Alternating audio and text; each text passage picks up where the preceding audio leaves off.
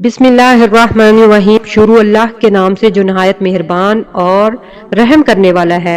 अस्सलामुअलैकुम। आप देख रहे हैं मेरा यूट्यूब चैनल जिसका नाम है इस्लामिक ऑफिशियल 2.0। आज मैं आपके साथ मलका बिल्किस का दिलचस्प वाकया शेयर करूंगी। उम्मीद है आपको बहुत पसंद आएगा।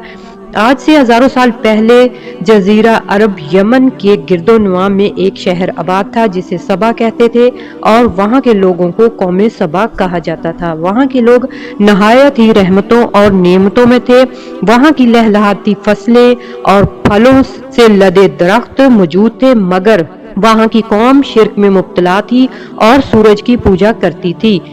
जब वहाँ के बादशाह शराजील बिन मालिक की मौत हुई तो बेटी बिल्किस ने भागदौड़ संभाली। इसके वालिदैन में से एक जन्नात में थे, मगर इस नजरिए की कोई खास दलील नहीं। मलका बिल्किस नहायत ही काबिल औरत थी जिसने यमन पर 9 साल फुर्ती से हुकूमत की।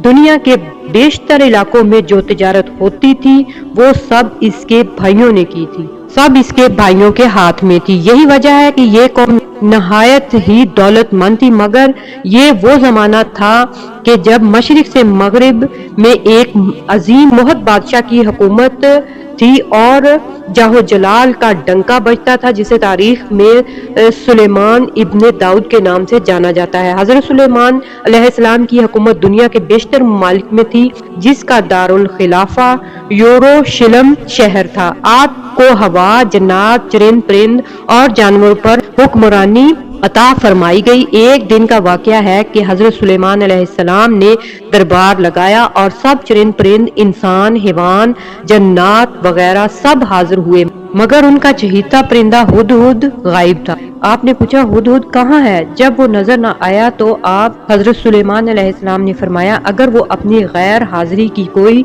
मुनासिब वजह पेश ना करे उसे ज़िबा कर दिया जाए। अभी यह गुफ्तगू हो ही रही थी कि हुदहुद हाजिर हुआ। पूछा, तुम कहाँ थे? इसने कहा कि मैं उड़ते उड़ते ऐसे शहर चला गया था, वो आग और सूरज की पूजा करते हैं। उनकी एक रानी जिसे वो बिल्किस के नाम से पुकारते हैं, वो एक बहुत बड़े तख्त पर बैठकर हुकूमत करती है, जिसके तख्त में कीमती हीरे जवाहरात चढ़े हुए हैं और इसके पास तमाम शाही सामान आराइशो नुमाइश मौजूद है। हजरत सुलेमान अलैहिस्सलाम से कहा कि अगर तुम्हारी बात सच है तो मेरा एक खत इस तक पहुंचाओ ताकि वो शिरक से बाज आ जाए, और खत पहुंचाने के बाद सुनो कि वो क्या रद्द अमल इख्तियार करती है और फिर आकर मुझे ये खबर मुझे देना। हजरत सुलेमान अलैहिस्सलाम ने खत रवाना कर दिया, जो खत कुछ यूं था, शुरू अल्लाह के नाम से जो बड़ा नहायत मेहरबान और रहम करने वाला है। ये इज्जत वाला खत मलका बिल्किस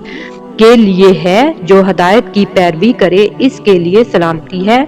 मुझ पर गलबे की ख्वाहिश ना करो, मेरे मुकाबले में सरकशी इख्तियार ना करो, बल्कि फरमा बरदार मती होकर मेरे पास आ जाओ।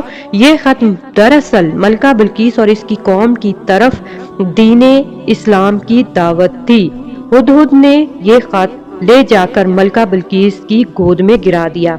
मलका के दरबार में इस वक्त 300 से ज्यादा के करीब सरदार बैठे थे। उन्होंने ये जब खत पढ़ा तो तैश में आ गए। ये हमारी तौहीन है, हमें इसका सख्त जवाब देना चाहिए। मगर मलका बहुत समझदार थी, उसने उन्हें समझाया कि नहीं, इस खत से पता चलता है कि ये कोई आम शख्स नहीं, अल्लाह का कोई पैगंबर है, लिहाजा हमें हिकमत से काम लेना चाहिए। इसने कहा कि मैं हजरत सुलेमान अलैहिस्सलाम की तरफ कुछ तोहाइफ भेजूंगी, अगर तो उसने कबूल कर लिए तो वो एक बादशाह है तो मैं इसके साथ जंग करूंगी, लेकिन अगर उन्होंने तोहफा कबूल ना किया तो मैं उनकी पैरवी करूंगी, क्योंकि वो नबी हैं।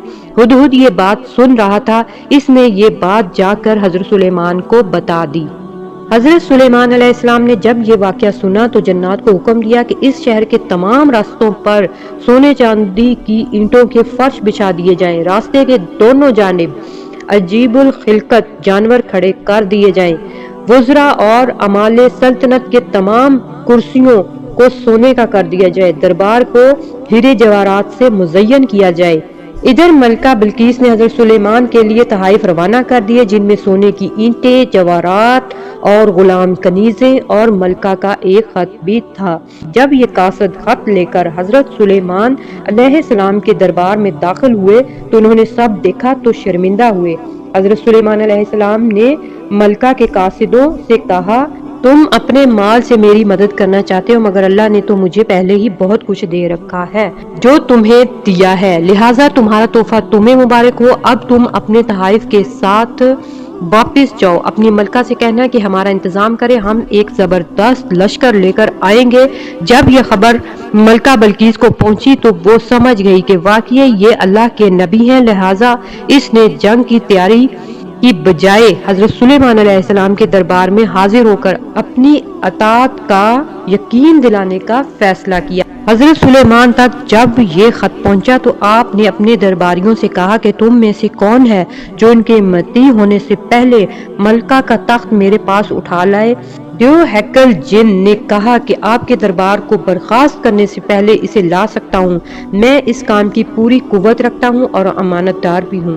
ایک اور شخص جس کے پاس کتاب کا علم تھا، اس نے کہا کہ میں یہ تخت آپ کو پلک جھپکنے سے پہلے لا کر دوں گا۔ پھر حضرت سلیمان علیہ السلام نے اس تخت کو اپنے پاس رکھا ہوا دیکھا تو پکار اٹھے کہ یہ میرے پروردگار کا فضل ہے تاکہ وہ مجھے آزمائے کہ میں شکر کرتا ہوں یا ناشکری، اور جو شکر کرتا ہے اسے اس کا شکر اپنے لیے ہی مفید ہے، اور اگر کوئی ناشکری کرتا ہے تو میرا پروردگار بے نیاز ہے اور اپنی ذات میں بزرگوں برتر ہے۔ مفسرین کے مطابق وہ حضرت سلیمان علیہ السلام کا کوئی دوست تھا جس کا نام آصف ابن برخیہ بتایا جاتا ہے، اور بعض میں لکھا ہے کہ وہ آپ کا خالازاد بھائی تھا۔ کہا جاتا ہے کہ اس تخت کی لمبائی 80 ہاتھ اور عرض 40 ہاتھ اور اونچائی 30 ہاتھ تھی۔ اس میں موتی سرخ یاقوت جڑے ہوئے تھے۔ حضرت سلیمان علیہ السلام نے اس تخت میں رد و بدل کر دیا اور اسے پہلے سے بھی بہتر بنا دیا۔ جب ملکہ بلقیس حضرت سلیمان کے دربار میں داخل ہوئی تو آپ نے پوچھا کہ کیا تمہارا تخت بھی ایسا ہی ہے؟ تو اس نے کہا کہ گویا یہ تو ہو بہو میرے تخت جیسا ہی ہے، اور ہمیں تو پہلے ہی معلوم ہو چکا تھا اور ہم تو پہلے ہی آپ کے فرما بردار ہو چکے ہیں۔ بلقیس کے آنے سے پہلے ایسی عمارت بنانے کا حکم دیا جس کا فرش شیشے کا ہو، جس کے نیچے پانی جاری ہو اور پانی میں مچھلیاں اور آبی جانور ہوں۔ حضرت سلیمان علیہ السلام اس عمارت میں اپنے شاہی تخت پر جلوہ افروز تھے۔ شیشے کے نیچے سے پانی اپنی آب و تاب سے بہ رہا تھا، اس پر شیشہ نظر ہی نہیں آ رہا تھا۔ جب ملکہ بلقیس کو محل میں لایا گیا، جب اس نے فرش کو دیکھا تو سمجھا کہ پانی کا حوض ہے، لہٰذا اپنی پنڈلیوں سے کپڑا اوپر اٹھایا۔ حضرت سلیمان نے کہا کہ یہ تو شیشے کا چکنا فرش ہے۔ تب وہ شرمندہ ہوئی اور کہا کہ میں تو سورج کی پوجا کر کے اپنے آپ پر ظلم کرتی رہی، اور اب میں نے حضرت سلیمان کے ساتھ اللہ رب العزت کی اطاعت قبول کر لی، لہٰذا بلقیس پر ظاہر ہو گیا کہ وہ جسے پانی گہرا حوض سمجھ بیٹھی ہے، اسی طرح اس نے اور اس کی قوم نے سورج کی چمک اور دمک دیکھ کر اسے اپنا خدا اور معبود سمجھ لیا۔